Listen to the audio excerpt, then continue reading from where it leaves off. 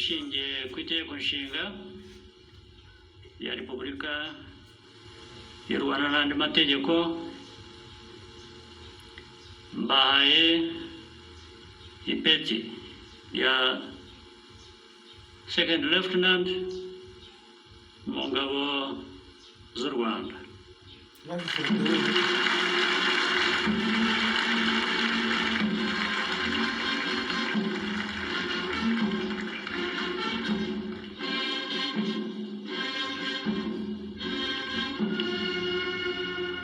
Nyakubahwa Perezida wa Repubulika y'u Rwanda, murakoze.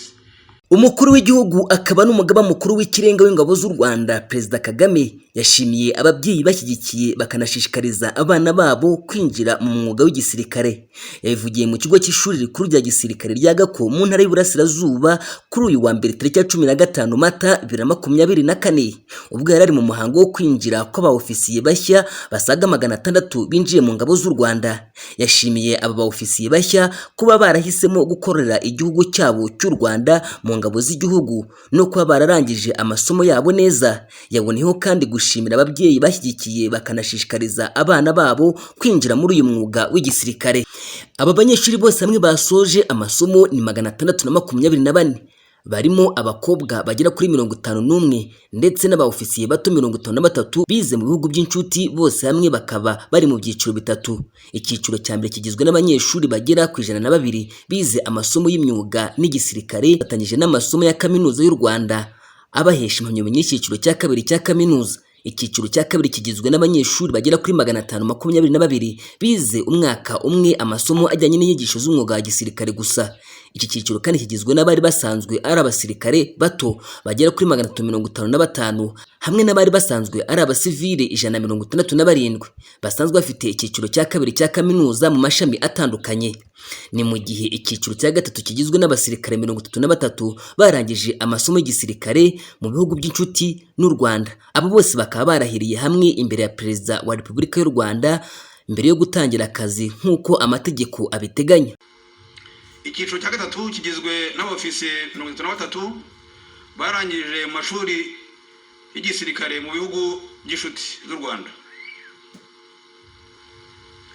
Bakaba bari buze kurahirana n'abandi imbere yanyu nyakubahwa Perezida wa Repubulika mbere yo gutangira akazi nk'uko amategeko abiteganya.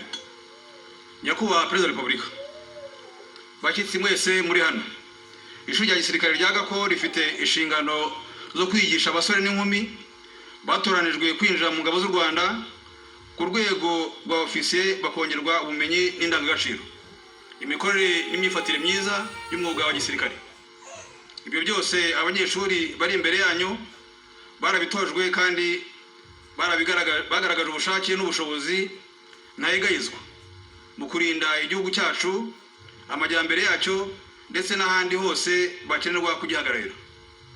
Nyakubahwa Perezida wa Repubulika, bayakiwero mwese muri hano, urugendo abanyeshuri bagenze ntirwari rworoshye, dore ko 25 mu batangiye ntibabashije kurangiza amasomo ku mpamvu zitandukanye zirimo iz'ubuzima, gutsindwa amasomo ndetse n'imyitwarire itajyanye n'indangagaciro ziranga ingabo z'u Rwanda, ingabo za kinyamwuga.